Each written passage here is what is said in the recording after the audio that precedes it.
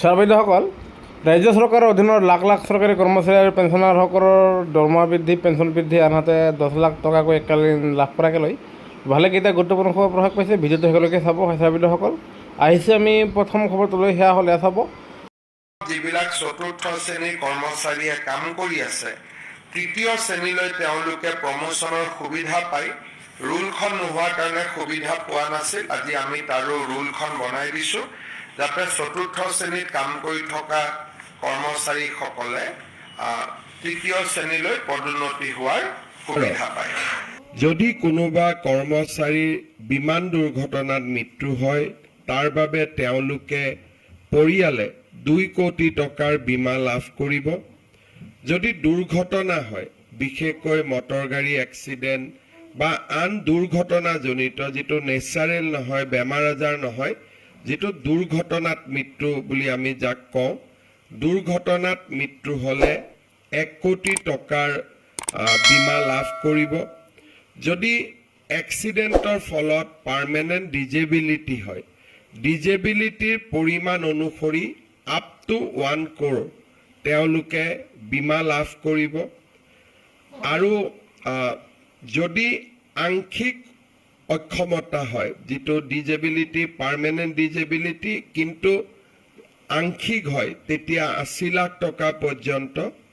আৰু normal death হ'লেও, য'ত নেকি আমাৰ যিকোনো কাৰণত বেমাৰ আজাৰত মৃত্যু হ'লেও আমি 10 লাখ টকাৰ এটা ইঞ্চুৰেঞ্চ প্ৰিমিয়াম লাভ কৰিম। সাধাৰণতে আমি গ্ৰেচিউটি দিওঁ। এইটো গ্ৰেচিউটিৰ লগত এটা অতিৰিক্ত 10 লাখ টকা আমি বেমাৰ আজাৰ হৈ মৃত্যু হ'লেও আমি পাব। অসম চৰকাৰৰ এক গুৰুত্বপূৰ্ণ সিদ্ধান্ত, য'ত কোৱা হৈছে যে ভেঞ্চাৰ শিক্ষানুষ্ঠানত আইনৰ অধীনত পদসমূহ থাকিব বাহাল। য'ত কোৱা হৈছে 2013 চনত প্ৰায়দেশিকীকৰণ হোৱা পদসমূহ পূৰণ হ'ব আৰু অৱসৰ বা মৃত্যু হ'লেও খালী পদত হ'ব নতুন নিযুক্তি। শিক্ষক আৰু অশিক্ষিত কৰ্মচাৰীৰ বাবে এক ডাঙৰ খবৰ। আৰু লগতে কৈ আছে, চাব, অৱসৰপ্ৰাপ্ত টিউটৰ শিক্ষকসকলক দিয়া হ'ব এককালীন 10 লাখ টকা সাহায্য দিবলৈ মুখ্যমন্ত্ৰীক আহ্বান জনোৱা হৈছে। এয়া চাব, অসমৰ শিক্ষা বিভাগত 2021 চনত ভেঞ্চাৰ বিদ্যালয়ৰ পদ প্ৰায়দেশীকৰণ কৰি অসমৰ শিক্ষা ব্যৱস্থাত নতুনকৈ টিউটৰ পদ সৃষ্টি হয়। প্ৰায় 25-30 বছৰ বিনা বেতনে শিক্ষকতা কৰাৰ অন্তত সেই সময়ৰ শিক্ষামন্ত্ৰী তথা বৰ্তমানৰ মুখ্যমন্ত্ৰীয়ে নিযুক্তিৰ সমাৱেশন ঘোষণা কৰিছিল। টিউটৰ হিচাপে এমাহ চাকৰি কৰিলেও অৱসৰ হ'লে 10 লাখ টকাৰ এককালীন সাহায্য দিম বুলি কৈছিল। যোৱা 2021 চনৰ পৰা অসমত প্ৰায় 4,000 মান টিউটৰৰ অৱসৰ হ'ল আৰু মৃত্যুবৰণ কৰিলে, কিন্তু এজনেও এটা ফুটা কৰিও পাবলৈ সক্ষম হোৱা নাই। এইবাৰ অসম বিধানসভাৰ বাজেট অধিৱেশনত চেঙা সমষ্টিৰ বিধায়ক আব্দুৰ ৰহিম আহমেদে প্ৰশ্ন উত্থাপন কৰিছে যে অৱসৰপ্ৰাপ্ত টিউটৰসকলক এককালীন সাহায্য দিবলৈ দাবী উত্থাপন কৰিছে। লগতে প্ৰয়োজন সাপেক্ষে আইন সংশোধন কৰি হ'লেও অৱসৰপ্ৰাপ্ত টিউটৰক সাহায্য দিবলৈ চৰকাৰক আহ্বান জনাইছে। আৰু যাৰ ফলত দৰং জিলা অৱসৰপ্ৰাপ্ত টিউটৰ সন্থাই বিধায়কগৰাকীক ধন্যবাদ জ্ঞাপন কৰি আৰু মুখ্যমন্ত্ৰীক অৱসৰপ্ৰাপ্ত টিউটৰ আৰু মৃত টিউটৰৰ পৰিয়ালক এককালীন 10 লাখ টকা সাহায্য দিবলৈ আহ্বান জনাইছে।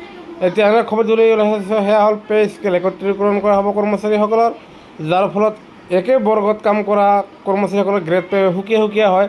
তেওঁলোকৰ গ্ৰেড পে যদি একে হয় নাইবা গ্ৰেড পে বৃদ্ধি হয়, তেনেহ'লে পে স্কেল একত্ৰীকৰণ কৰাৰ ফলত কৰ্মচাৰীসকলৰ দৰমহা বৃদ্ধি পাব।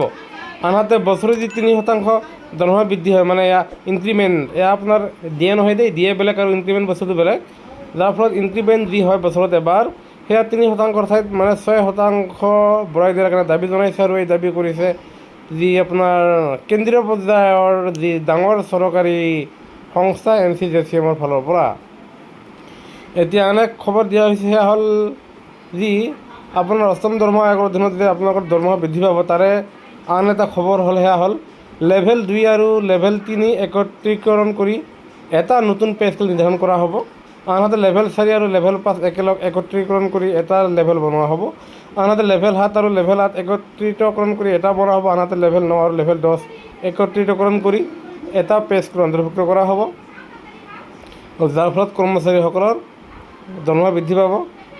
আনহাতে আন এক খবৰ সেয়া হ'ল যে শ্ৰম সিদ্ধান্তৰ হুংকাৰ, বেতন বঞ্চিত শিক্ষকৰ হয় ছাৰ-বাইদেউসকল, যাৰ ফলত এমাহ 45 দিনৰ ভিতৰত নিযুক্তি দিয়াৰ প্ৰতিশ্ৰুতি আশাৰ আনহাতে 15 বছৰ পূৰ্বে চাকৰি নিয়মীয়াকৰণৰ দাবী জনাইছে বেতন বঞ্চিত শিক্ষকসকলে। এতিয়া আন এক খবৰ দিবলৈ ওলাইছোঁ, সেয়া হ'ল ৰাজ্যত পুনৰ বৃহৎ আন্দোলনৰ হুংকাৰ। এয়া হ'ল OPSৰ দাবী, আৰু যাৰ ফলত যি অন্যান্য কৰ্মচাৰীসকলৰ লগতে যি আছে তেওঁলোকে OPSৰ কাৰণে তেখেতসকল চৰকাৰক পুনৰবাৰ দাবী জনাব। এতিয়া আন এক খবৰ দিবলৈ ওলাইছোঁ, সেয়া হ'ল যে অসম চৰকাৰৰ অধীনৰ কৰ্মচাৰীসকলৰ কাৰণে এক ইম্পৰ্টেণ্ট জাননী। সেয়া হৈছে যে লিভ এপ্লিকেশ্যনৰ বাবে পাৰ্চনেল ডিপাৰ্টমেণ্টৰ নতুন নিৰ্দেশনা, য'ত কোৱা হৈছে যে সকলো ধৰণৰ লিভ, বিশেষকৈ চাইল্ড কেয়াৰ লিভ CCL আবেদন বহু ক্ষেত্ৰত দেৰিকৈ জমা দিয়া হৈছিল, ফলত বিভিন্ন বিভাগত এপ্ৰুভেল দিয়াত বিলম্ব হৈছিল আৰু এমপ্লয়ী তথা অফিচ দুটাৰে অসুবিধা হৈছিল, যাৰ ফলত তেওঁলোকে দুটা নিৰ্দেশনা প্ৰকাশ কৰিছে। সেয়া হ'ল লিভ আগতীয়াকৈ এপ্লাই কৰিব লাগিব। আপোনালোকে যদিহে CCL লয় তেনেহ'লে লিভ লোৱাৰ আগতেই ফৰ্মাল এপ্লিকেশ্যন জমা দিব লাগিব। কেৱল ছাডেন মেডিকেল ইমাৰ্জেঞ্চিৰ ক্ষেত্ৰতহে এক্সেপশ্যন থাকিব। আনহাতে অফিচে সময়মতে এপ্লিকেশ্যন ডিছপ'জ কৰিব লাগিব। সকলো এডমিনিষ্ট্ৰেটিভ ডিপাৰ্টমেণ্ট, ডিৰেক্টৰেট আৰু ছাবঅৰ্ডিনেট অফিচে লিভ এপ্লিকেশ্যন সময়মতে প্ৰচেছ ডিছপ'জ কৰাৰ বাবে নিৰ্দেশ দিয়া হৈছে, আৰু এয়া অসম চৰকাৰৰ অধীনৰ সকলো কৰ্মচাৰীসকলৰ কাৰণে এয়া প্ৰযোজ্য হ'ব। ঠিক তেনেদৰে ক'বলৈ ওলাইছে যে দৰমহা বাঢ়িব চৰকাৰী কৰ্মচাৰীসকলৰ।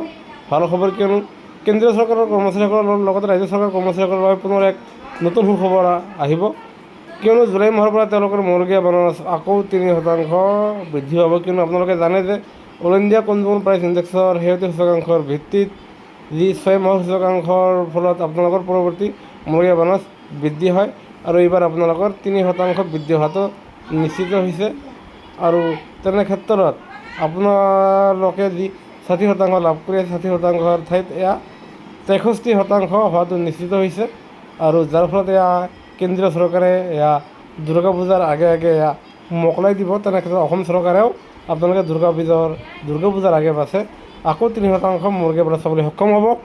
কিন্তু এইবাৰ অসমৰ বিত্তমন্ত্ৰী জয়ন্ত মল্ল বৰুৱা ছাৰে কোৱা মতে এইবাৰ দিন আকৌ বৃদ্ধি পাব, তাতহে আপোনালোকৰ মৌলিক বনছ দিয়াৰ কথা তেওঁলোকে বিবেচনা কৰিব পাৰে।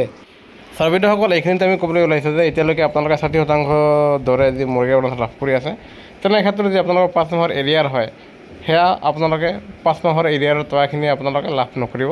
ইতিমধ্যে বিত্তমন্ত্ৰী মহোদয়ে বাজেটৰ ভাষণত কোৱা মতে কৰ্মচাৰীসকলে এইবাৰৰ 5 মাহৰ এৰিয়াৰৰ কথাটো তেখেতসকলে নিদিয়ে। তেনে ক্ষেত্ৰত পৰৱৰ্তী সময়ত যদি আপোনালোকৰ বৃদ্ধি পাব, মানে জুলাই মাহৰ পৰা 3% বৃদ্ধি হ'ব, যিটো আপোনালোকে দুৰ্গা পূজাৰ আশে পাশে পাবলৈ সক্ষম হ'ব, তাতহে আপোনালোকে এৰিয়াৰ পাব পাৰে। সেয়েহে আপোনালোকৰ যদি জড়িত প্ৰতিটো সেইটো সৰু চেনেলটো ছাবস্ক্ৰাইব কৰি নাপাহৰিব।